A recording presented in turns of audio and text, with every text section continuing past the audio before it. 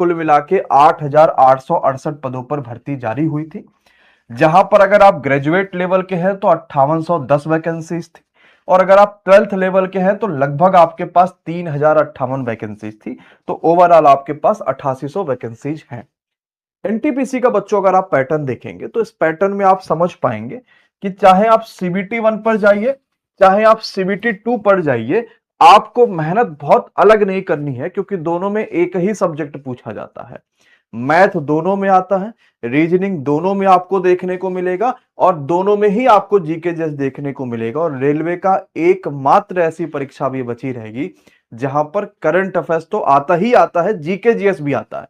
Otherwise railway ने बाकी परीक्षाओं में, आप एएलपी में देखो, अब जीके जीएस नहीं आता, सिर्फ करंट आता है।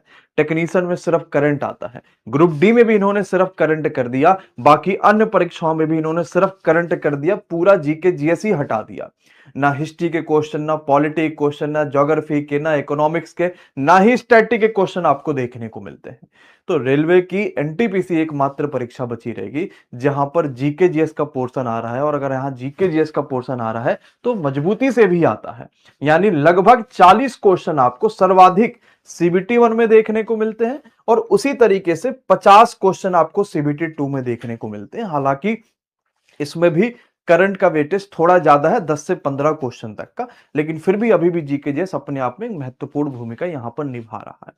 तो आपको जो तैयारी करनी होगी वो सीबीटी 1 की और सीबीटी 2 की साथ में करनी होगी।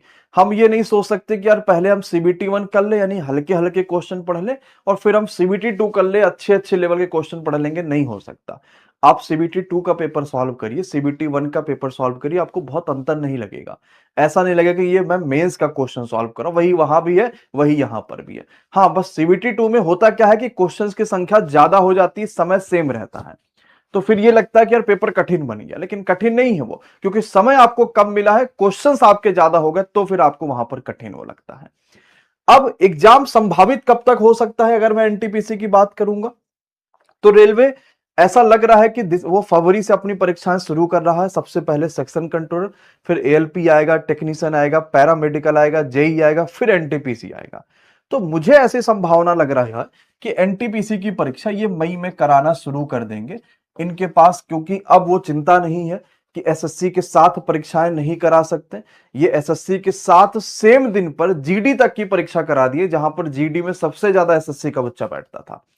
तो अब रेलवे से वो काम तो खत्म हो गया कि एसएससी का कैलेंडर देखो, फिर रेलवे का कैलेंडर बताओ कि रेलवे में ये वैकेंसीज का अब ये पेपर होगा। वो पूरी तरीके से रेलवे ने खत्म कर दिया। और आप देखिए भी तो कि